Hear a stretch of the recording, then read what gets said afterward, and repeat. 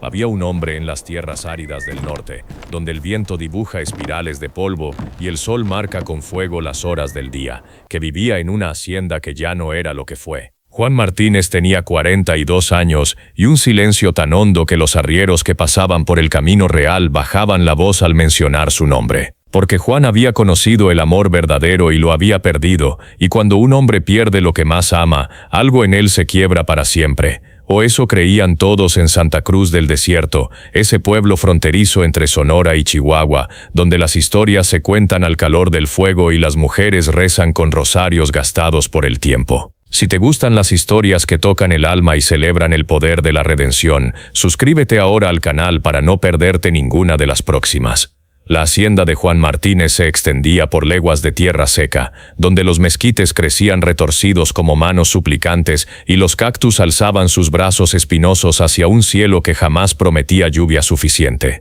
Había sido una tierra próspera en tiempos de su padre, cuando las reses gordas pastaban entre los arbustos y las carretas cargadas de cueros y maíz salían cada luna llena rumbo a los mercados del sur. Pero la guerra de reforma había dejado cicatrices profundas en estas tierras, y cuando Juan heredó la hacienda, heredó también las deudas, los campos quemados y un futuro incierto que se extendía como el horizonte mismo. Pero Juan había tenido a Lucía, Lucía de la sonrisa clara, Lucía de las manos que curaban, Lucía que cantaba mientras molía el maíz en el metate y que llenaba la casa grande de luz, aunque afuera el mundo se desmoronara. Se habían casado cuando ella tenía 16 años y él 23, en la iglesia de Santa Cruz del Desierto, con el padre Hilario bendiciendo su unión mientras las campanas repicaban contra el cielo azul. Durante 15 años construyeron un amor sencillo y profundo, de esos que no necesitan grandes palabras porque se alimentan del trabajo compartido, de las noches bajo las estrellas y de las pequeñas ternuras que tejen los días. Lucía había muerto un amanecer de enero de 1869, cuando el invierno del desierto trajo vientos helados que se colaban por las rendijas de adobe. Una fiebre que empezó como un resfriado se convirtió en algo oscuro y voraz que ninguna hierba ni oración pudo detener. Juan la sostuvo en sus brazos mientras ella se apagaba como una vela al final de su cera, y cuando Lucía exhaló su último suspiro, algo en Juan Martínez se cerró para siempre. No lloró en el funeral, no lloró cuando bajaron el ataúd a la tierra seca, no lloró cuando regresó a la casa grande y encontró todo exactamente como ella lo había dejado, el rebozo colgado en la silla, las tortillas sin terminar sobre el comal, la taza de barro donde bebía su café cada mañana. Los meses que siguieron fueron de un silencio abrumador. Juan trabajaba desde el alba hasta que la oscuridad lo obligaba a regresar, arreando ganado, reparando cercas, cavando pozos que siempre encontraban tierra más seca. Los peones lo veían pasar como una sombra y comentaban en voz baja que el patrón se estaba consumiendo por dentro,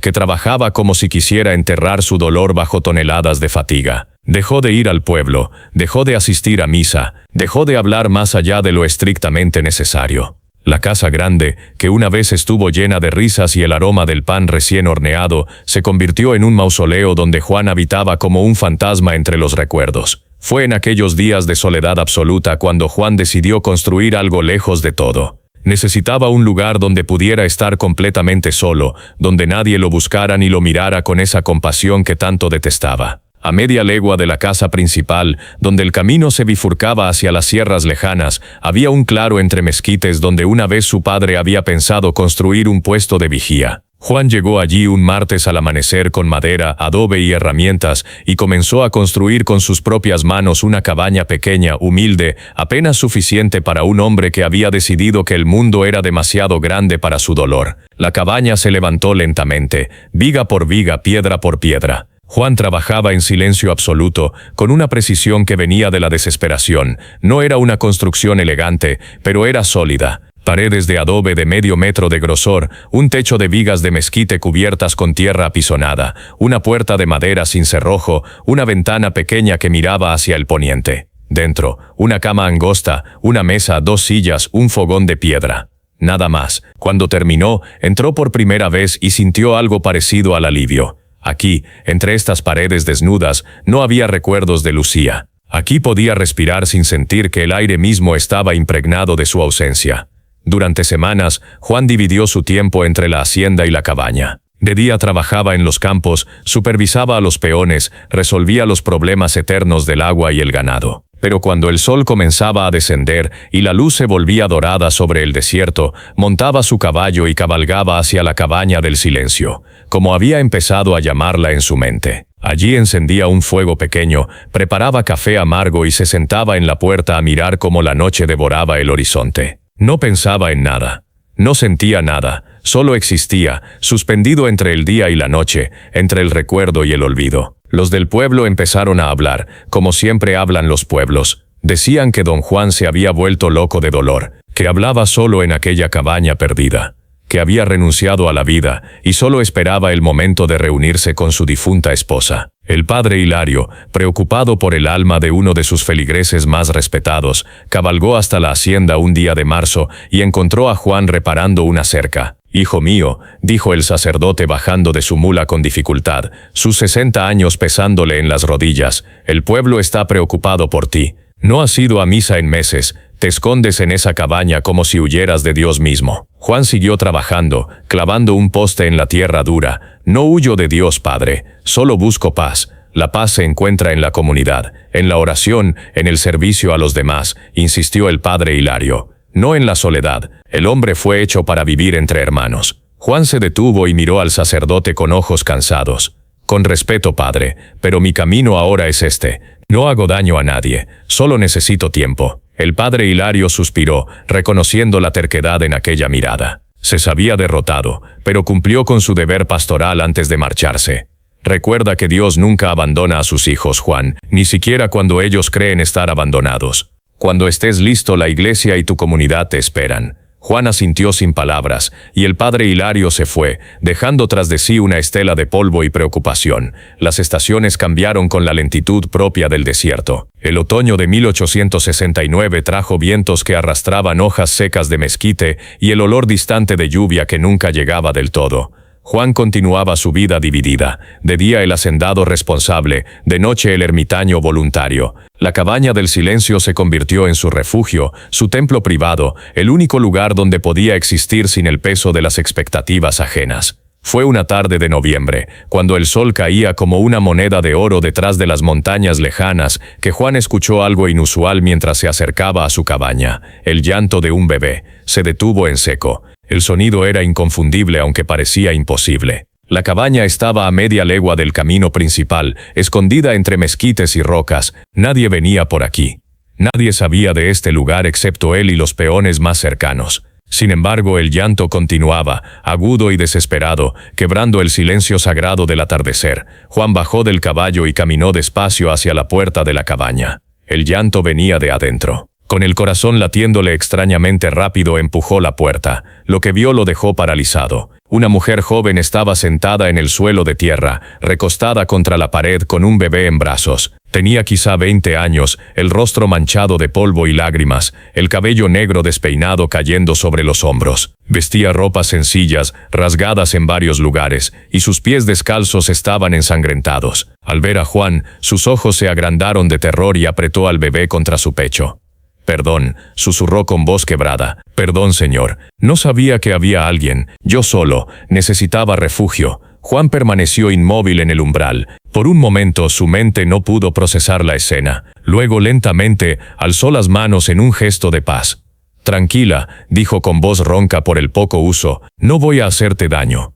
La mujer comenzó a llorar, sollozos profundos que sacudían todo su cuerpo. El bebé, contagiado por el miedo de su madre, lloraba también, agitando sus pequeños puños en el aire. Juan entró despacio, cerró la puerta tras de sí y encendió la lámpara de aceite que colgaba del techo. La luz amarillenta iluminó mejor la escena. La mujer estaba exhausta, al borde del colapso. Tenía cortes en los brazos y una mejilla hinchada. Su ropa, aunque remendada con cuidado, era pobre. Y el bebé, envuelto en un rebozo deshilachado, no tendría más de 3 o 4 meses. «¿Cuánto tiempo llevas aquí?», preguntó Juan, manteniendo la distancia. Desde esta mañana», respondió ella, limpiándose las lágrimas con el dorso de la mano. «Vi la cabaña desde el camino. Pensé que estaba abandonada. Mi hijo tenía hambre y yo no podía más». Juan asintió lentamente. Fue hasta el rincón donde guardaba provisiones y sacó una cantimplora de agua y un poco de pan duro que había traído días atrás. Toma, dijo ofreciéndoselos, bebé despacio. La mujer tomó la cantimplora con manos temblorosas y bebió como si cada sorbo fuera una bendición. Luego mojó un pedazo de tela en el agua y lo llevó a los labios del bebé, que chupó ansioso. Juan la observó en silencio, notando cada detalle. La forma en que protegía al niño, la dignidad que mantenía a pesar del estado deplorable, la forma en que sus ojos oscuros y profundos reflejaban una mezcla de miedo y determinación. «¿Cómo te llamas?», preguntó Juan finalmente, sentándose en la única silla a cierta distancia. Ella dudó, como si incluso su nombre fuera un secreto peligroso. «Clara», respondió al fin. «Clara Silva». «¿Y el niño?». «Tomás». Juan asintió.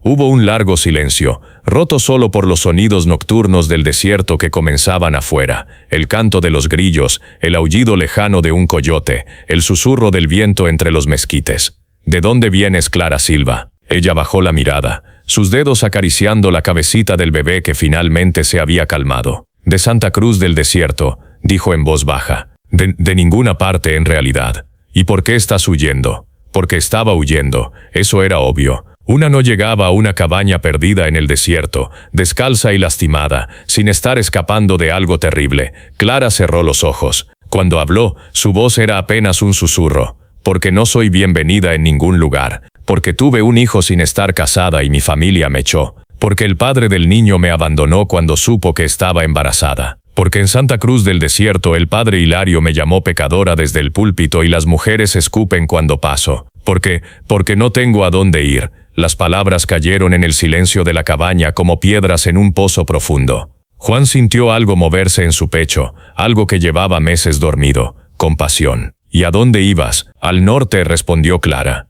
«Pensé que quizá en los pueblos mineros donde la gente viene y va, nadie preguntaría por mi pasado. Donde podría trabajar, aunque fuera lavando ropa y criar a mi hijo en paz. Pero», su voz se quebró, «pero no sé si llegaré. No tengo dinero, no tengo comida». Y Tomás se inclinó sobre el bebé y sus lágrimas cayeron sobre la frente del niño. Juan Martínez, el hombre que había construido esta cabaña precisamente para estar solo, para huir de todo contacto humano, sintió que algo dentro de él se agrietaba. Miró a aquella mujer destrozada, a aquel bebé inocente, y vio reflejada la misma desesperación que él había sentido cuando Lucía murió. La diferencia era que él tenía una hacienda, tierra, recursos. Esta mujer no tenía nada excepto la vida de su hijo y la determinación de protegerla. «Quédate esta noche», dijo finalmente. «Descansa, mañana veremos qué hacer». Clara levantó la vista, sus ojos brillando de sorpresa y gratitud. «¿De verdad, señor?». «Llámame Juan», dijo él levantándose.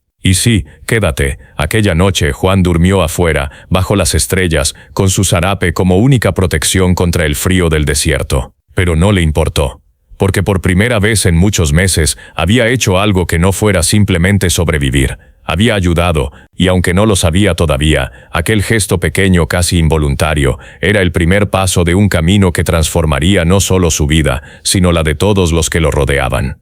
Cuando amaneció, el cielo sobre el desierto se pintó de rosas y naranjas, y Juan despertó con el canto de la urraca y el olor del fuego de leña. Se incorporó confundido y vio humo saliendo por la ventana de la cabaña. Se levantó rápidamente y entró. Clara estaba de pie junto al fogón, removiendo algo en la olla de barro. El bebé dormía envuelto en el rebozo sobre la cama. Ella se dio vuelta al escucharlo entrar, sobresaltada. «Perdón», dijo rápidamente, «encontré un poco de harina y pensé en hacer algo para agradecerle por su bondad». «No quise tomar libertades, señor Juan». Juan miró la escena, el interior de la cabaña que por primera vez en meses tenía vida, el fuego crepitante, el aroma de las tortillas recién hechas, y a aquella mujer que a pesar de todo seguía de pie, seguía luchando. «Está bien», dijo simplemente. «Gracias». Desayunaron en silencio, compartiendo las tortillas calientes y café que Juan preparó con granos que había guardado. Fue una comida sencilla, casi ceremonial en su quietud. Cuando terminaron, Juan se limpió la boca con el dorso de la mano y miró a Clara. «Tengo una propuesta», dijo. Ella esperó, sus manos apretando la taza de barro. «Necesito a alguien que cuide de la casa grande», continuó Juan. «Mi esposa murió hace casi un año y desde entonces el lugar está vacío. Yo vivo aquí ahora en esta cabaña la mayor parte del tiempo, pero la casa necesita atención. Necesita que alguien la mantenga limpia, que prepare comida, que le dé vida». Clara lo miraba con ojos cada vez más grandes. «Te ofrezco trabajo», dijo Juan. un lugar donde vivir, comida, protección. A cambio cuidas de la casa. Nadie tiene que saber tu historia. Nadie tiene que juzgarte. Solo serías una empleada de la hacienda. Pero yo tengo a Tomás, dijo Clara, su voz temblando. Lo sé, dijo Juan. Él también será bienvenido. La casa es grande, hay espacio. Clara se quedó en silencio por un largo momento. Luego lentamente las lágrimas comenzaron a rodar por sus mejillas. Esta vez no eran lágrimas de desesperación, sino de alivio, de gratitud, de esperanza. ¿Por qué?, susurró. ¿Por qué hace esto por mí? No me conoce. No me debe nada. Juan miró por la ventana hacia el desierto que se extendía infinito bajo el sol matinal. Pensó en Lucía, en la bondad que ella había sembrado en su corazón durante 15 años. Pensó en su propia soledad, en el dolor que había cargado como una cruz, y pensó en aquella mujer joven con su bebé, luchando contra un mundo que la había condenado sin piedad. Porque todos merecemos una segunda oportunidad, dijo finalmente. Porque la vida ya es suficientemente dura sin que nos la hagamos más difícil unos a otros. ¿Y por qué? Porque esta cabaña ya no es solo mía. Anoche, cuando te encontré aquí, algo cambió. No sé qué, pero cambió. Clara se llevó la mano al corazón y asintió, incapaz de hablar. Y así, en aquella mañana luminosa de noviembre de 1869 se selló un pacto silencioso entre dos almas rotas. Él le daría refugio y dignidad. Ella le devolvería, sin saberlo, la razón para seguir viviendo. Los días que siguieron fueron de ajuste y cautela. Juan llevó a Clara y a Tomás a la casa grande al caer la tarde, cuando los peones ya se habían ido y las sombras alargadas del atardecer ocultaban su llegada. La casa, efectivamente, estaba sumida en el abandono. Polvo cubría los muebles, telarañas colgaban de las vigas del techo, y el aire mismo parecía estancado, como si el tiempo se hubiera detenido el día que Lucía murió. Clara caminó lentamente por las habitaciones cargando a Tomás, sus ojos absorbiéndolo todo. Era una casa hermosa, construida con el adobe típico de la región, con pisos de baldosa roja y ventanas grandes que dejaban entrar la luz. Había una cocina amplia con un fogón de leña y una alacena llena de ollas de barro. Había una sala con muebles de madera tallada y un comedor con una mesa larga donde alguna vez se habían sentado familias enteras. Y había un cuarto pequeño al fondo que alguna vez debió ser un almacén pero que ahora estaba vacío. «Puedes quedarte ahí», dijo Juan, señalando el cuarto. «Es pequeño pero es privado. Nadie te molestará». Clara entró al cuarto y lo recorrió con la mirada. Un espacio sencillo con una ventana que daba al patio interior, suficiente para una cama, una cuna para Tomás y poco más. Era infinitamente más de lo que había esperado tener. «Es perfecto», susurró. «Gracias, Juan, gracias». Juan asintió, incómodo con la gratitud. No estaba acostumbrado a que nadie le agradeciera. Se aclaró la garganta. «Mañana te explicaré las tareas. No es difícil, y yo seguiré viniendo de vez en cuando, pero la mayoría del tiempo estaré en la cabaña o en los campos. Si necesitas algo, los peones saben dónde encontrarme». «¿Los peones?», preguntó Clara, una sombra de preocupación cruzando su rostro. «Ellos sabrán que estoy aquí. Sabrán que contraté a alguien para cuidar de la casa», dijo Juan. «Nada más, tu historia es tuya. Nadie preguntará». Y así comenzó un arreglo extraño pero funcional. Clara se dedicó con fervor a restaurar la vida en aquella casa dormida. Limpió cada rincón, lavó las cortinas que colgaban pesadas de polvo, barrió y trapeó hasta que los pisos brillaron de nuevo. Cocinaba en el fogón grande preparando frijoles, tortillas, guisos sencillos que llenaban la casa de aromas que Juan no había percibido en meses. Y cuidaba de Tomás con una dedicación absoluta, cantándole canciones de cuna mientras trabajaba, cargándolo en el rebozo mientras molía el maíz, besando su frente cada vez que lloraba. Juan, por su parte, mantuvo la distancia. Llegaba algunas tardes a la casa grande solo para recoger provisiones o verificar que todo estuviera bien. Intercambiaba pocas palabras con Clara, siempre cortés pero distante. Luego se retiraba a su cabaña del silencio, donde seguía pasando las noches solo, mirando las estrellas y luchando con sus propios fantasmas. Pero algo estaba cambiando, lenta e inexorablemente. Fue en diciembre, cuando el invierno del desierto trajo noches heladas y amaneceres donde la escarcha cubría los mezquites como azúcar, que Juan llegó una tarde a la casa grande y encontró la mesa puesta con 2 lugares. Clara estaba junto al fogón, removiendo una olla de caldo que despedía un aroma delicioso. «Pensé», dijo ella sin mirarlo, con cierta timidez, «pensé que quizá le gustaría cenar aquí esta noche. Hace mucho frío afuera y la cena está lista». Juan estuvo a punto de negarse. Su instinto era retirarse, mantener la distancia, no dejar que nada ni nadie penetrara las murallas que había construido alrededor de su corazón. Pero algo en la voz de Clara, algo en la mesa puesta con cuidado, algo en la luz dorada de las velas que ella había encendido lo detuvo. «Está bien», dijo finalmente. «Gracias». Se sentaron a cenar y por primera vez en casi un año, Juan comió en compañía. Al principio el silencio fue pesado, incómodo, pero Clara, con una intuición gentil, comenzó a hablar de cosas sencillas, de cómo Tomás había sonreído esa mañana, de las gallinas que habían puesto huevos dobles, del viento que había derribado algunas ramas del mezquite grande. Eran conversaciones pequeñas, insignificantes, pero que llenaban el espacio de una manera cálida y humana. Juan se descubrió escuchando, incluso respondiendo ocasionalmente, y cuando terminó la cena y se levantó para irse, sintió algo extraño en el pecho. No quería irse. Quería quedarse un poco más en aquella cocina iluminada, escuchando la voz suave de Clara, viendo cómo mecía a Tomás en sus brazos. «Buenas noches, Juan», dijo ella desde la puerta. «Buenas noches, Clara». Y así, noche tras noche, Juan comenzó a cenar en la casa grande. Y noche tras noche, las conversaciones se fueron alargando. Clara le contó sobre su infancia en un rancho pequeño, sobre su padre que había muerto en la guerra y su madre que la había echado cuando quedó embarazada. Juan lentamente comenzó a hablar de Lucía, de cómo la había amado, de cómo su muerte había sido un golpe del que creía no recuperarse jamás. «No creo que uno se recupere de esas cosas», dijo Clara una noche, sus ojos reflejando la luz del fuego.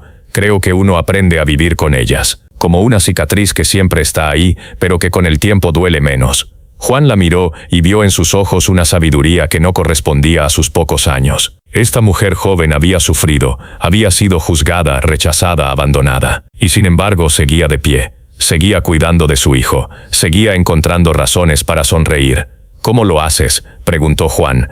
«¿Cómo sigues adelante después de todo?» Clara se encogió de hombros, una sonrisa triste en los labios. «No tengo opción, Tomás me necesita, y mientras él me necesite, yo tengo que estar aquí. Es así de simple», pero no era simple, Juan lo sabía. Seguir adelante cuando todo parece derrumbarse requiere un coraje monumental, y Clara lo tenía. Lo llevaba en cada gesto, en cada palabra, en la forma en que protegía a su hijo como una leona protege a su cachorro. El invierno avanzó, y la relación entre Juan y Clara se profundizó de manera natural. Él comenzó a pasar más tiempo en la casa grande, ayudando con tareas que había descuidado: reparar el techo, arreglar la puerta del granero, podar los árboles del huerto. Clara cocinaba, limpiaba y llenaba la casa de pequeños detalles que la hacían sentir viva nuevamente. Flores silvestres en jarrones de barro, cortinas nuevas que ella misma cosía por las noches, el sonido de su risa cuando Tomás hacía algo gracioso. Y Tomás crecía. El bebé de 4 meses se convirtió en un niño de 6, de 8, que comenzaba a sostener su cabecita y a mirar el mundo con ojos curiosos. Juan se descubrió observándolo con frecuencia, sintiendo una ternura extraña que no había esperado sentir jamás. Una tarde, sin pensarlo, tomó al bebé en sus brazos mientras Clara preparaba la cena. Tomás lo miró con ojos grandes y redondos, luego sonrió, una sonrisa desdentada pero genuina, y algo en el corazón de Juan se derritió completamente. «Es hermoso», dijo Juan, casi para sí mismo. «Lo es», respondió Clara, observándolos desde el fogón con una expresión que Juan no pudo descifrar. Llegó la primavera de 1870, y con ella el renacimiento del desierto. Los mezquites florecieron con racimos amarillos que perfumaban el aire. Los cactus se llenaron de flores rojas y naranjas. Las lluvias, escasas pero bienvenidas, pintaron de verde las llanuras que habían estado marrones durante meses. Y en la hacienda de Juan Martínez, algo más estaba floreciendo, un amor que ninguno de los dos había buscado, pero que crecía con la inevitabilidad de las plantas que buscan el sol. No fue un amor de palabras grandilocuentes ni de gestos dramáticos. Fue un amor que se construyó en la cotidianidad, en las cenas compartidas, en las conversaciones junto al fuego, en las miradas que duraban un segundo más de lo necesario. Fue en las mañanas cuando Juan encontraba café caliente esperándolo. Fue en las noches cuando Clara cosía con cuidado extra los botones de su camisa. Fue en los momentos en que sus manos se tocaban accidentalmente y ninguno se apartaba de inmediato. Una noche de abril, después de la cena, Juan y Clara salieron al patio a mirar las estrellas. Tomás dormía dentro, arropado en su pequeña cuna. El aire era tibio, perfumado con el aroma de las flores del mezquite. Se sentaron en el banco de adobe que corría a lo largo de la pared y guardaron silencio por un largo rato, escuchando el canto de los grillos y el murmullo del viento. Juan, dijo Clara finalmente, su voz apenas un susurro. ¿Puedo preguntarte algo? Claro, ¿alguna vez piensas en el futuro? Juan tardó en responder. Miró hacia el cielo estrellado, tan vasto y misterioso. Antes no admitió, antes solo vivía un día a la vez, esperando que el dolor disminuyera lo suficiente para poder respirar. Pero ahora sí, pienso en el futuro, pienso en posibilidades. Clara asintió, sus manos apretadas en su regazo. Yo también, susurró. Y me da miedo. ¿Miedo de qué? De que esto sea temporal, de que algún día despierte y todo haya sido un sueño. De que tú te des cuenta de que cometiste un error al dejarme quedar. Juan se volvió hacia ella, viendo las lágrimas que brillaban en sus ojos a la luz de la luna. Clara, dijo con una intensidad que sorprendió a ambos, no fue un error. Fuiste tú quien me salvó, no al revés. Cuando te encontré en esa cabaña, yo estaba muerto por dentro. Seguía respirando, seguía trabajando, pero no estaba vivo. Y tú me devolviste algo que creí haber perdido para siempre. Me devolviste la esperanza. Clara lo miraba con los ojos muy abiertos, su respiración agitada. No quiero que te vayas, continuó Juan, su propia voz temblando. No quiero que esto termine. Quiero que te quedes, no como empleada, no como una obligación, sino porque tú quieres estar aquí. Porque esto. No pudo terminar la frase porque Clara se inclinó hacia él y lo besó. Fue un beso suave, temeroso, lleno de preguntas y esperanzas. Juan, después de un instante de sorpresa, le devolvió el beso, sus manos encontrando el rostro de Clara, sus dedos enredándose en su cabello negro. Cuando se separaron, ambos estaban temblando. Yo también quiero quedarme, susurró Clara. Quiero estar contigo. Quiero que seamos una familia. Y bajo aquel cielo estrellado del desierto, entre el aroma de los mezquites y el canto de la noche, dos almas rotas se encontraron y comenzaron a sanarse mutuamente. Pero el mundo, como suele suceder, no estaba dispuesto a dejar en paz a quienes habían encontrado felicidad contra todas las probabilidades. La noticia de que Juan Martínez, el viudo respetable, vivía ahora con una mujer joven y su hijo ilegítimo, llegó a Santa Cruz del Desierto como un reguero de pólvora. Fue doña Amparo, la partera del pueblo, quien primero vio a Clara cuando Juan la llevó al mercado un sábado de mayo. La mujer mayor, conocida tanto por sus habilidades para traer niños al mundo como por su lengua afilada, reconoció de inmediato a aquella joven que había asistido meses atrás, embarazada y deshonrada.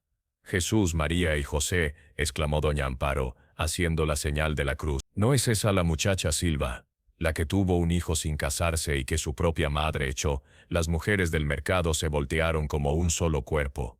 Los susurros comenzaron de inmediato, pasando de boca en boca como un veneno dulce. Para el lunes todo Santa Cruz del Desierto sabía que don Juan Martínez, apenas un año después de la muerte de su santa esposa Lucía, vivía en pecado con una cualquiera. El padre Hilario escuchó los rumores durante la misa del domingo y su rostro se endureció. Después del servicio, montó su mula y cabalgó directamente a la hacienda de Juan. Llegó al mediodía, cuando el sol pegaba implacable sobre el desierto y hasta las lagartijas buscaban sombra. Juan estaba en el corral, trabajando con uno de los caballos cuando vio llegar al sacerdote. Supo de inmediato por qué venía. Se limpió las manos en los pantalones y salió a su encuentro. Padre Hilario saludó, su voz neutral. Juan, respondió el sacerdote bajando de la mula con evidente disgusto. Necesitamos hablar, adelante. Entraron a la sala de la casa grande. Clara, al ver al padre Hilario, tomó a Tomás y se retiró rápidamente a su cuarto, cerrando la puerta tras ella. El sacerdote notó el gesto y frunció el ceño. ¿Es cierto?, preguntó sin preámbulos una vez que estuvieron solos. ¿Es cierto que esa mujer es la Silva, vive aquí contigo? Es cierto, respondió Juan con calma. La contraté para cuidar de la casa. ¿Y vive aquí, bajo el mismo techo? La casa es grande, padre. Ella tiene su propio cuarto. El padre Hilario cerró los ojos y respiró profundamente, como si buscara paciencia en algún lugar remoto de su alma. Juan, hijo mío, dijo con voz controlada, ¿Entiendes lo que esto significa? ¿Entiendes el escándalo que has causado? Esa mujer es una pecadora. Tuvo un hijo fuera del matrimonio, vivió en la deshonra. Y ahora tú, un hombre respetable, viudo de una mujer virtuosa, la has acogido en tu casa. La gente habla, la gente dice cosas terribles. ¿Y qué dicen, padre?, preguntó Juan sintiendo que la ira comenzaba a bullir en su pecho. Dicen que vives en pecado con ella, que la has convertido en tu amante, que deshonras la memoria de Lucía. Juan se puso de pie bruscamente, las manos apretadas en puños. La gente puede decir lo que quiera. Clara es una mujer buena que fue juzgada injustamente. Necesitaba ayuda y yo se la di. Eso es todo. ¿Es todo?, preguntó el padre Hilario, levantando una ceja. ¿Entonces no hay nada más entre ustedes? Juan lo miró directamente a los ojos. Lo que haya o no haya entre nosotros es asunto nuestro, padre. No de la iglesia. No del pueblo. El sacerdote se puso de pie también, su rostro enrojecido. Todo es asunto de la iglesia cuando se trata del alma de sus feligreses. Juan, estás cometiendo un grave error. Esa mujer traerá desgracia sobre ti. Ya ha traído vergüenza sobre su propia familia. ¿Qué te hace pensar que no hará lo mismo contigo? Porque la conozco, dijo Juan firmemente. Porque he visto su bondad, su fortaleza, su amor por su hijo. Y he visto cómo este pueblo, como esta sociedad que se dice cristiana, la ha tratado sin compasión ni misericordia. Si eso es cristianismo, padre, entonces quizá yo no quiera ser cristiano. El padre Hilario retrocedió como si lo hubieran golpeado. Cuidado, Juan, estás al borde de la herejía. No, padre, estoy al borde de la verdad.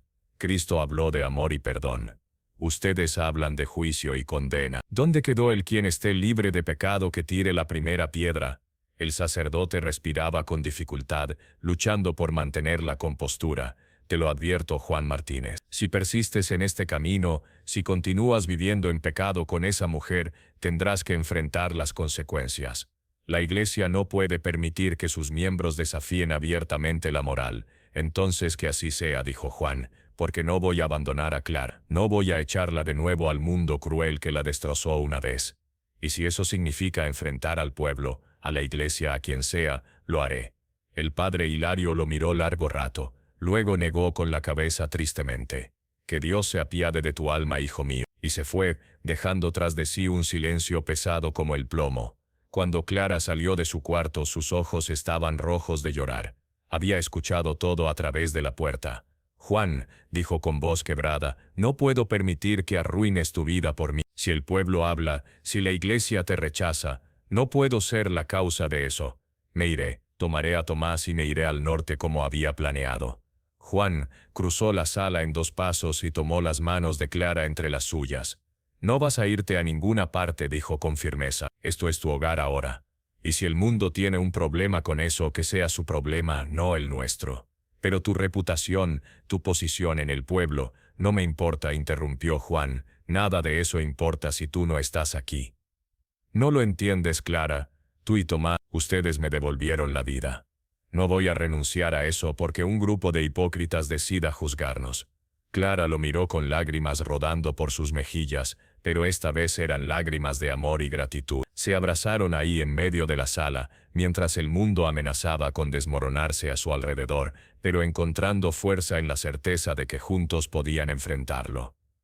Los meses que siguieron fueron difíciles. Cuando Juan iba al pueblo, sentía las miradas sobre él, escuchaba los murmullos que cesaban cuando pasaba.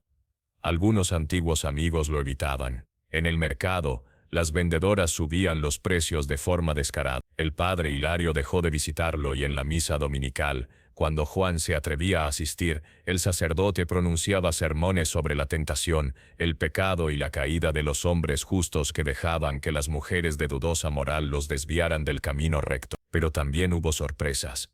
Algunos de los peones de la hacienda, hombres sencillos que habían visto cómo Clara trabajaba sin descanso y cómo cuidaba de Tomás con devoción absoluta, se pusieron de su lado. Le daban los buenos días con respeto. Le ofrecían ayuda cuando la veían cargando leña o agua.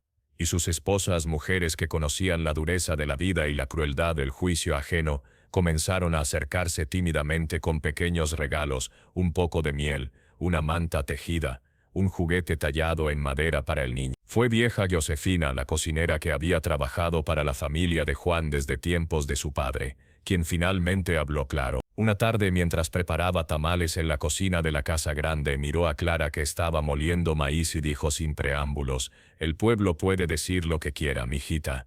Yo he visto cómo cuidas esta casa, cómo tratas a don Juan, cómo amas a tu hijo. Eso es lo que importa. Los chismosos siempre tendrán algo que decir, pero las palabras se las lleva el viento. Los actos quedan». Clara levantó la vista sorprendida y vio en los ojos arrugados de Josefina una bondad genuina. «Gracias», susurró. «Gracias, Josefina». «No hay que agradecer», respondió la vieja. «Solo hay que vivir con dignidad y dejar que Dios juzgue. Los humanos juzgamos muy mal». En septiembre de 1870, Clara se dio cuenta de que estaba embarazada nuevamente. Esta vez era diferente. Esta vez había amor, estabilidad, un hogar, pero también había miedo. Miedo de lo que el pueblo diría, miedo de que esto empujara a Juan más allá del límite de lo que podía soportar. Le dijo una noche, después de la cena, cuando estaban solos en la sala. Tomás ya dormía en su cuna. «Juan», comenzó, su voz temblando, «tengo que decirte algo». Él la miró, notando de inmediato la tensión en su rostro. «¿Qué pasa?» Estoy esperando otro hijo». «¿Tu hijo?» El silencio que siguió pareció eterno. Juan la miraba fijamente, su expresión inescrutable. Clara sintió que el mundo se detenía, preparándose para el rechazo, para el horror, para cualquier cosa menos lo que vino después. Juan se levantó lentamente, cruzó hasta donde ella estaba y se arrodilló frente a ella, tomando sus manos entre las suyas. «¿De verdad?», preguntó, su voz llena de emoción. «Un hijo nuestro», Clara asintió, las lágrimas comenzando a rodar por sus mejillas. «Sí, y entiendo si esto es demasiado, si ya no quieres». «Clara Silva», interrumpió Juan, su voz firme pero llena de ternura, «¿quieres casarte conmigo?». Ella lo miró atónita. «¿Qué?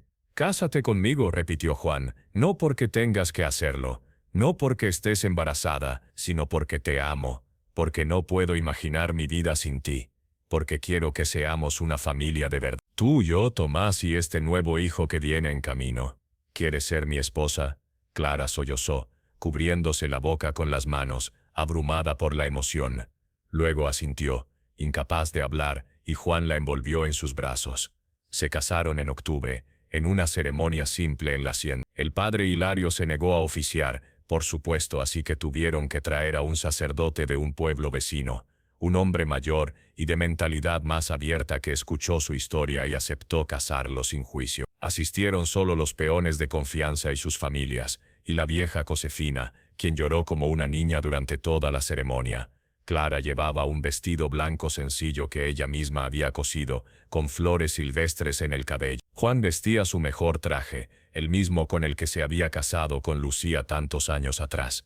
Pero no hubo comparaciones ni sombras del pasado. Este era un nuevo comienzo, una segunda oportunidad para ambos. Cuando el sacerdote los declaró marido y mujer, el sol estaba hundiéndose en el horizonte, pintando el cielo de rojos y naranjas imposibles.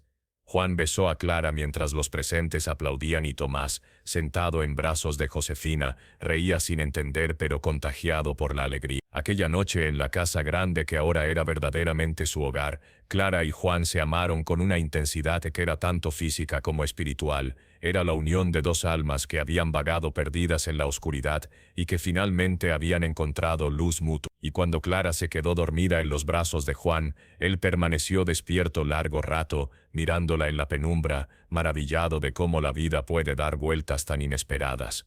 El embarazo de Clara transcurrió sin complicaciones. Su vientre creció mientras el otoño daba paso al invierno, y para la primavera de 1971 ella estaba radiante, llena de vida y esperanza. Juan la cuidaba con devoción, asegurándose de que no hiciera trabajos pesados, de que comiera bien, de que descansara lo suficiente. Y Tomás, que ahora tenía más de un año y comenzaba a dar sus primeros pasos tambaleantes, parecía entender que algo especial estaba por venir. Pero el pueblo seguía sin perdonar. El matrimonio, lejos de calmar los rumores, los había intensificado. Ahora decían que Juan había deshonrado la memoria de Lucía al casarse tan rápido, que Clara lo había embrujado, que el niño que venía en camino probablemente era de otro hombre y que Juan era un tonto engañado. Los domingos, el padre Hilario predicaba sermones cada vez más virulentos sobre la moralidad, sin mencionar nombres pero dejando claro a quién se refería.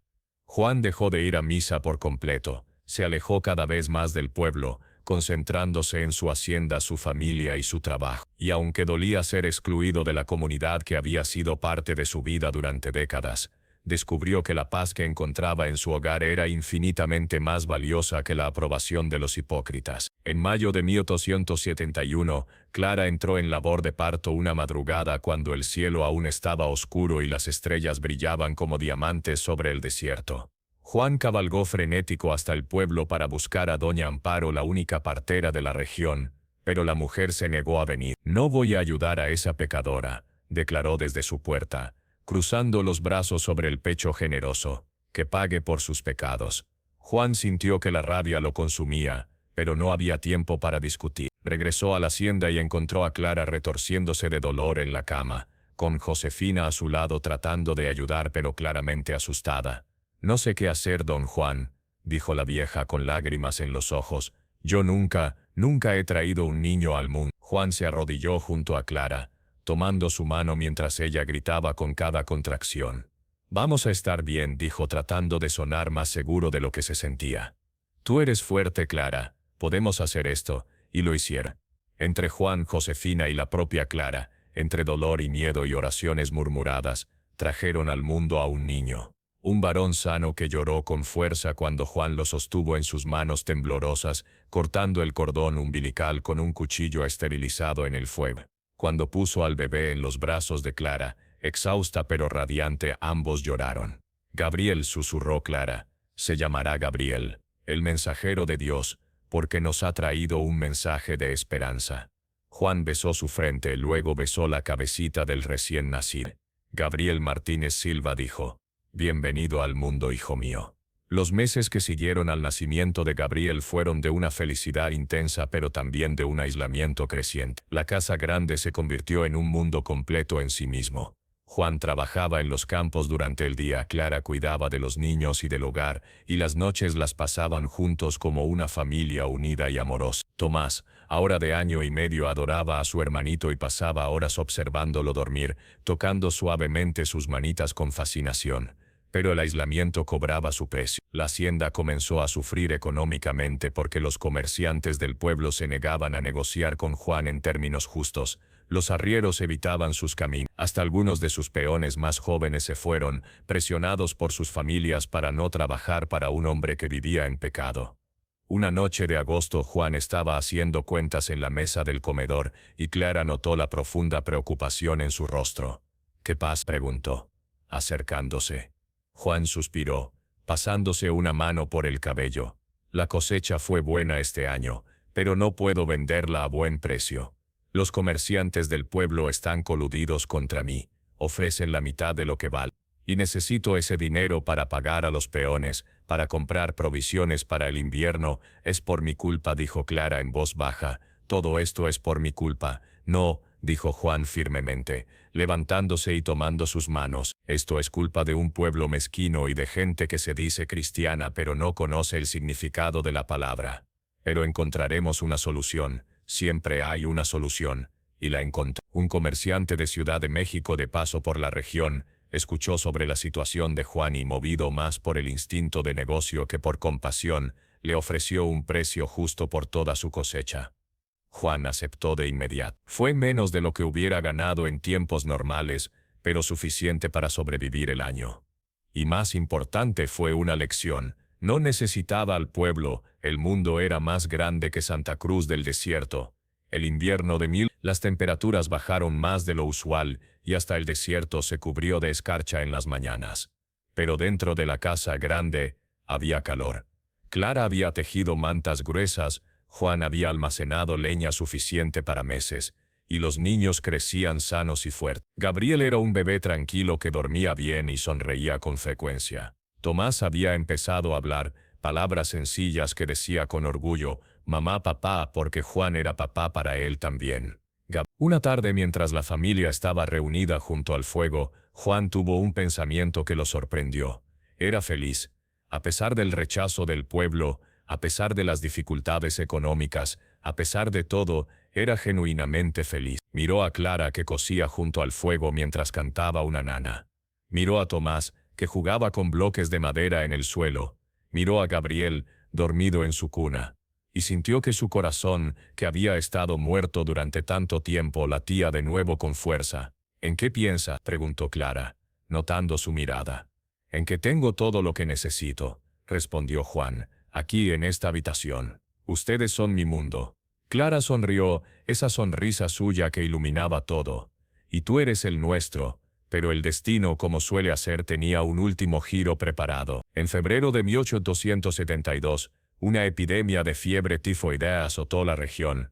Empezó en Santa Cruz del Desierto y se propagó rápidamente por los ranchos y haciendas circundantes. Los enfermos llenaban la casa del doctor y pronto empezaron a morir, primero los ancianos, luego los niños, luego cualquiera que hubiera tenido la mala suerte de beber agua contaminada o de estar cerca de alguien infectado. El padre Hilario organizó procesiones de oración, pidiendo a Dios que detuviera la plaga, pero Dios, si escuchaba, no respondía.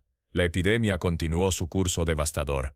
Juan mantuvo a su familia alejada del pueblo, prohibiendo que nadie de la hacienda fuera allí. Pero la enfermedad no respetaba fronteras. Uno de los peones que había ido al pueblo a pesar de las advertencias regresó enfermo. Y antes de que Juan pudiera aislarlo, había contagiado a otros. Josefina fue la primera de la casa en caer. La vieja cocinera que había sido tan buena con Clara, comenzó con fiebre alta una mañana. Para la noche deliraba. Clara la cuidó con devoción, aplicando paños fríos, preparando caldos, rezando junto a su cama. Pero no fue suficiente. Josefina murió al tercer día, llamando a sus hijos muertos hace tiempo, convencida de que venían a buscarla. El funeral fue pequeño, solo la familia y los pocos peones que se atrevieron a venir. Juan cavó la tumba él mismo en el pequeño cementerio familiar detrás de la casa. Clara lloró como si hubiera perdido a su propia madre. Ella fue la primera en tratarme con bondad, dijo entre sollozos. La primera en no juzgarme. Lo sé, dijo Juan, abrazándola. Y nunca la olvidaremos. 2 días después, Tomás comenzó con fiebre. Clara sintió que el mundo se detenía cuando tocó la frente del niño y la encontró ardiendo. No, pensó. No, mi bebé. No, mi Tomás. Cualquier cosa menos eso. Hizo todo lo que sabía hacer. Lo bañó con agua fría, le dio hierbas que supuestamente bajaban la fiebre. Rezó hasta que su voz se hizo ronca. Juan cabalgó frenético hasta el pueblo para buscar al doctor, pero el hombre estaba tan abrumado de pacientes que apenas podía atender a todos. Vino una vez, miró a Tomás, negó con la cabeza tristemente y dijo: «Solo podemos rezar, no hay cura, o se recupera o no». Durante 4 días Clara no durmió. Se quedó junto a la cama de Tomás cada segundo, sosteniendo su manita, cantándole, hablándole, rogándole que luchara. Juan estaba igual de destrozado, dividiendo su tiempo entre cuidar de Gabriel, que por algún milagro no se había contagiado, y apoyar a Clara. En el 4.º día la fiebre de Tomás bajó. Por un momento, hubo esperanza. Clara lo abrazó, besó su frente y lloró de alivio. Pero era solo el ojo de la tormenta. Esa noche la fiebre volvió con más fuerza. El niño comenzó a convulsionar. Clara lo sostuvo en sus brazos, meciéndolo, cantándole la misma nana que le había cantado desde que nació. «Duérmete, mi niño, duérmete, mi sol, duérmete, pedazo de mi corazón». Tomás abrió los ojos una última vez, miró a su madre con esos ojos grandes y oscuros, y susurró: «Mamá», y se fue. Así suavemente como una vela que se apaga. El grito de Clara fue tan desgarrador que Juan, que estaba en la otra habitación, sintió que se le partía el alma. Corrió hacia ella y la encontró meciendo el cuerpecito ya sin vida de Tomás, negándose a aceptar lo que había pasado, cantando todavía la nana entre sollozos. «No, no, no», repetía Clara, «despierta, mi amor, despierta, por favor, despierta». Juan se arrodilló junto a ella, rodeándola con sus brazos, llorando también. Y en aquella noche terrible, en medio del dolor más profundo que ambos hubieran conocido, se aferraron el uno al otro como náufragos en una tormenta. Enterraron a Tomás junto a Josefina al día siguiente. Clara insistió en hacerlo inmediatamente, como si prolongar el proceso fuera más de lo que podía soportar. El padre Hilario se negó a oficiar el funeral, argumentando que el niño había sido concebido en pecado. Fue el mismo sacerdote viejo que los había casado quien vino y dijo las palabras finales sobre aquel pequeño ataúd. Después del funeral, Clara se retiró a su cuarto y no salió durante días. No comía, apenas bebía agua. Juan estaba destrozado, dividido entre su propio dolor y la preocupación por Clara y Gabriel, que necesitaba ser alimentado y cuidado. Tuvo que contratar a una mujer del pueblo para que viniera a amamantar a Gabriel, pagándole 3 veces lo normal solo para que aceptara venir. Una semana después del funeral, Juan entró al cuarto de Clara y la encontró sentada junto a la ventana, mirando hacia el pequeño cementerio. Clara dijo suavemente: «Tienes que comer, tienes que volver con nosotros». «¿Por qué?», preguntó ella, su voz vacía. «¿Para qué? ¿Para seguir perdiendo a quienes amo?». Juan se sentó junto a ella, tomando su mano fría. «Porque Gabriel te necesita. Porque yo te necesito. Porque Tomás hubiera querido que siguieras adelante. Tomás era mi vida», susurró Clara. «Lo traje a este mundo, lo protegí cuando nadie más lo hacía. Era mi razón para levantarme cada mañana. Y ahora se ha ido. Pero Gabriel está aquí», dijo Juan, «nuestro hijo está aquí. Y aunque sé que el dolor es insoportable, aunque sé que nada puede llenar el vacío que dejó Tomás, tienes que encontrar la fuerza para seguir. Por Gabriel, por mí, por ti misma». Clara comenzó a llorar de nuevo, pero esta vez Juan la sostuvo y lloró con ella. Y en ese llanto compartido, en esa comunión de dolor, encontraron el primer paso hacia la sanación. Lentamente, día a día, Clara volvió a la vida. Empezó a comer, empezó a cuidar de Gabriel. Empezó a sonreír de nuevo, aunque las sonrisas ya no alcanzaban sus ojos de la misma manera. Juan la apoyó en cada paso, comprendiendo que el duelo era un camino que cada uno debía recorrer a su propio ritmo. La primavera de 1972 trajo consigo el fin de la epidemia. La fiebre tifoidea, después de cobrar docenas de vidas, finalmente cesó. El pueblo comenzó a sanar, a contar a sus muertos, a tratar de reconstruir. Y en ese proceso de reconstrucción, algo inesperado sucedió. Una tarde de abril, Juan estaba trabajando en el campo cuando vio una procesión acercándose por el camino. Al frente venía el padre Hilario, seguido por varios hombres y mujeres del pueblo. Juan se puso tenso preparándose para otra confrontación, pero cuando llegaron, vio que varios de ellos traían la cabeza baja avergonzados. El padre Hilario bajó de su mula con dificultad. Parecía haber envejecido 10 años en los últimos. La epidemia lo había golpeado duramente también. «Juan», dijo el sacerdote, «venimos a pedirte perdón». Juan parpadeó, sorprendido. «¿Perdón?». «Durante la epidemia», continuó el padre Hilario, su voz ronca de emoción, «vi cosas que me hicieron reflexionar. Vi cómo algunos de los hombres más piadosos del pueblo se negaban a ayudar a los enfermos por miedo. Vi cómo algunas familias respetables abandonaban a sus propios parientes para salvar sus propias vidas. Y me enteré de cómo tú y Clara cuidaron de Josefina sin pensar en el riesgo, de cómo Clara cuidó de Tomás hasta su último aliento, de cómo has mantenido a tu familia unida en medio del sufrimiento». El sacerdote hizo una pausa limpiándose los ojos con el dorso de la mano. «Estaba equivocado, Juan. Profundamente equivocado. Juzgué a Clara sin conocerla. Prediqué sobre el pecado sin recordar la compasión. Y ahora vengo humildemente a pedirles perdón a ambos. Si me lo permiten, me gustaría bendecir la tumba de Tomás. Me gustaría hacer las paces». Juan miró al viejo sacerdote, vio las lágrimas en sus ojos, vio a las personas del pueblo que estaban detrás de él, muchos de ellos con caras de vergüenza y arrepentimiento. Pensó en rechazarlos. Pensó en decirles que era demasiado tarde, que ya habían causado suficiente daño. Pero entonces pensó en Lucía, en su bondad infinita. Pensó en Clara, en su fortaleza para perdonar incluso a quienes la habían herido. Y pensó en Tomás, en la inocencia que se había llevado consigo. «Vengan», dijo finalmente. Clara debería escuchar esto. Los llevó a la casa. Clara estaba en la cocina, preparando la cena con Gabriel jugando a sus pies. Al ver la procesión entrar se puso pálida, retrocediendo instintivamente. Pero Juan la sostuvo del brazo y asintió, dándole fuerza. El padre Hilario repitió sus palabras, esta vez dirigiéndose directamente a Clara. Y cuando terminó se arrodilló frente a ella, algo impensable para un hombre de su posición. Clara Silva de Martínez, dijo, yo la condené sin conocerla. La llamé pecadora sin ver su corazón, y ahora vengo a pedirle perdón. Si hay pecado aquí fue el mío. El pecado del juicio sin misericordia. El pecado del orgullo. El pecado de olvidar que todos somos imperfectos ante Dios.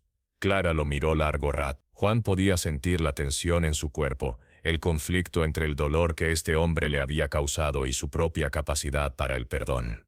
Finalmente Clara habló, su voz suave pero firme. Me hizo mucho daño, padre. Sus palabras me persiguieron en mis peores momentos, hicieron que dudara de mi propio valor. Pero también sé que todos cometemos errores. Todos fallamos. Y si Dios perdona, ¿quién soy yo para no perdonar? Extendió su mano y ayudó al anciano sacerdote a ponerse de pie. Lo perdono, padre Hilario, y espero que esto sea un nuevo comienzo para todos nosotros. Hubo lágrimas. Hubo abrazos. Y cuando el padre Hilario bendijo la tumba de Tomás aquella tarde, mientras el sol se ponía sobre el desierto, había una sensación de paz que no había existido antes. No era que el dolor desapareciera, pero ahora estaba enmarcado por la reconciliación y el perdón. Los años que siguieron fueron de sanación lenta pero constante. El pueblo, avergonzado de cómo había tratado a Clara, hizo esfuerzos genuinos por compensar. Los comerciantes volvieron a negociar justamente con Juan. Las mujeres comenzaron a visitar a Clara, tímidamente al principio, luego con más confianza, admirando su fortaleza y su gracia ante la adversidad. Doña Amparo, en particular, se convirtió en una visitante frecuente, ayudando a Clara con el cuidado de Gabriel y convirtiéndose en algo parecido a una abuela para el niño. En 1873, Clara volvió a quedar embarazada. Esta vez, el pueblo celebró la noticia. Y cuando nacieron gemelos, un niño y una niña a los que llamaron Miguel y María, el padre Hilario los bautizó personalmente en una ceremonia a la que asistió medio pueblo. Gabriel creció como un niño feliz, rodeado de amor. Nunca conoció a Tomás, pero Clara le hablaba de él con frecuencia, asegurándose de que su primer hijo no fuera olvidado. En el pequeño cementerio familiar, la tumba de Tomás siempre tenía flores frescas y cada año en su cumpleaños, la familia pasaba el día recordándolo. Juan nunca olvidó a Lucía tampoco, pero aprendió que el corazón humano tiene una capacidad infinita para el amor, que amar a alguien nuevo no significa traicionar a quien amaste antes. Lucía siempre tendría su lugar en su corazón, pero ahora ese corazón también estaba lleno de Clara, de Gabriel, de los gemelos, de la familia que habían construido contra todas las probabilidades. La hacienda prosperó de nuevo. Los campos dieron buenas cosechas, el ganado se multiplicó, y Juan reinvirtió en la tierra, construyendo nuevos pozos, expandiendo los pastos, contratando más peones. Se convirtió en un empleador justo, conocido por pagar bien y tratar a sus trabajadores con respeto. Y la casa grande que una vez estuvo vacía y silenciosa, se llenó del sonido de la vida, niños corriendo, risas en la cocina, conversaciones junto al fuego. Clara floreció. El dolor por la pérdida de Tomás nunca desapareció del todo, pero aprendió a cargarlo de una manera que no la destruyera. Se convirtió en una figura querida en la comunidad, conocida por su bondad y su disposición a ayudar a cualquiera que lo necesitara. Cuando llegaban al pueblo mujeres en situaciones similares a la que ella había vivido, Clara era la primera en ofrecerles apoyo, trabajo, un lugar seguro. Y la cabaña del silencio, aquella construcción humilde donde todo había comenzado, siguió ahí, en su claro entre mezquites. Juan ya no la necesitaba como refugio del mundo, pero la mantenía en buen estado, visitándola ocasionalmente. A veces iba solo a sentarse en la puerta y mirar el atardecer, recordando el camino que había recorrido. Otras veces llevaba a Gabriel o a los gemelos y les contaba historias sobre resiliencia, amor y redención. Una tarde de verano de 1880, cuando Gabriel tenía 9 años y los gemelos 7, la familia hizo un picnic cerca de la cabaña. Extendieron mantas bajo la sombra de un mezquite grande y comieron pan, queso y frutas mientras el viento susurraba entre las ramas. Gabriel, un niño curioso e inteligente, miró la cabaña y preguntó, «Papá, ¿por qué construiste esta cabaña aquí tan lejos de todo?» Juan miró a Clara, que le devolvió la mirada con una sonrisa suave. Luego miró a sus 3 hijos, estos regalos inesperados que la vida le había dado después de tanto dolor. La construí, dijo finalmente, porque pensé que necesitaba estar solo. Pensé que la soledad era la única forma de lidiar con el dolor, pero estaba equivocado. La vida me enseñó que no estamos hechos para estar solos, estamos hechos para conectar, para amar, para apoyarnos mutuamente. ¿Y por qué la sigues manteniendo?, preguntó María, la más pragmática de los gemelos. Para recordar, respondió Clara, uniéndose a la conversación, para recordar de dónde venimos y lo que hemos superado.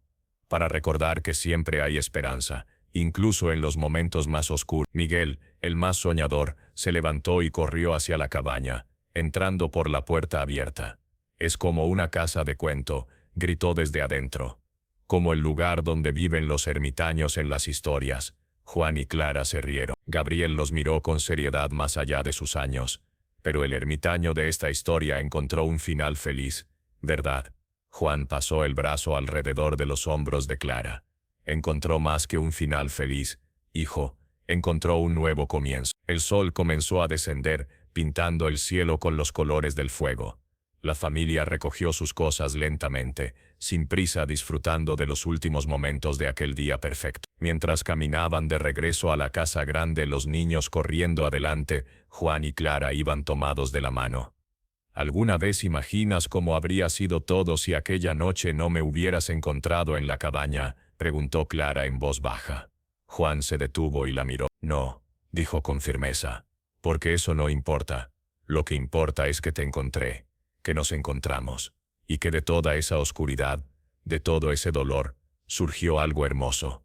Surgió esto, nuestra familia, nuestro amor, nuestra vida juntos. A veces, dijo Clara, pienso en Tomás y me duele tanto que creo que no podré respirar. Pero luego miro a nuestros hijos, miro nuestra vida, y sé que él no hubiera querido que me quedara atrapada en el dolor. Hubiera querido que fuera feliz, y lo eres, dijo Juan. Somos felices, Clara. A pesar de todo, contra todo pronóstico somos felices. Se besaron ahí en el camino entre la cabaña y la casa, mientras el cielo se teñía de púrpura y las primeras estrellas comenzaban a aparecer. Los niños los llamaron desde adelante, impacientes, y ellos rieron y aceleraron el paso. Años después, cuando Juan y Clara eran ya ancianos, cuando sus hijos habían crecido y tenían sus propias familias, cuando la hacienda había pasado a manos de Gabriel, alguien del pueblo preguntó a Clara cuál era el secreto de su larga y feliz vida junto. Clara, con el cabello completamente blanco pero los ojos aún brillantes, pensó un largo momento antes de responder. El secreto, dijo finalmente, es entender que la vida no es perfecta, que habrá dolor y pérdida, que la gente te juzgará y las cosas no siempre saldrán como esperas. Pero también es entender que en medio de todo eso, hay belleza. Hay amor, hay segundas oportunidades, y que vale la pena seguir adelante, vale la pena levantarse cada mañana, vale la pena abrir el corazón incluso cuando has sido herido, porque nunca sabes qué maravillas te esperan a la vuelta de la esquina. Juan, sentado junto a ella tomando su mano arrugada pero aún fuerte, asintió. La vida, añadió, nos enseñó que el amor verdadero no es solo el que se siente en los momentos buenos, es el que persiste en los momentos malos. Es el que te sostiene cuando crees que no puedes más. Es el que te da razones para seguir cuando el mundo se oscurece. Y eso es lo que encontramos juntos. La cabaña del silencio siguió ahí durante décadas más, convirtiéndose en parte de las leyendas locales. La gente contaba la historia del viudo solitario y la joven madre rechazada que se encontraron en aquella construcción humilde y construyeron una vida juntos. Los niños del pueblo jugaban cerca de ella.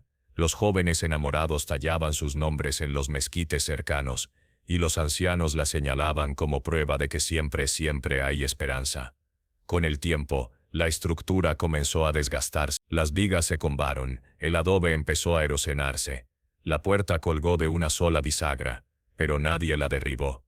Era un monumento, no de piedra y bronce, sino de madera y barro, a la redención, al perdón, al poder transformador del amor. Juan Martínez murió a los 82 años, en paz en su cama rodeado de su familia.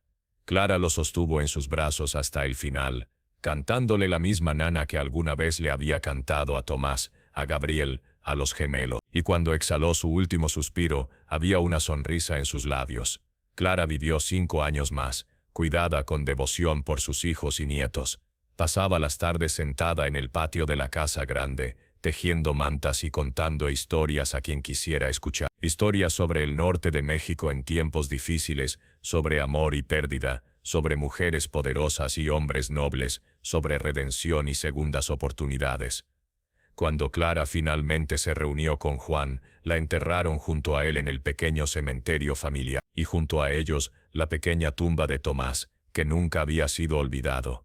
El padre Hilario, anciano y encorvado pero aún lúcido, ofició el funeral y habló de cómo aquella mujer, a quien una vez había juzgado tan severamente, había enseñado las lecciones más importantes de su vida, que la misericordia es más poderosa que el juicio, que el amor conquista todo, y que nunca es demasiado tarde para elegir el camino correcto.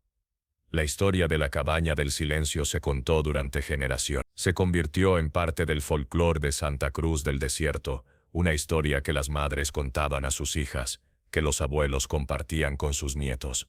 Y aunque los detalles cambiaban con cada narración, el corazón de la historia permanecía igual.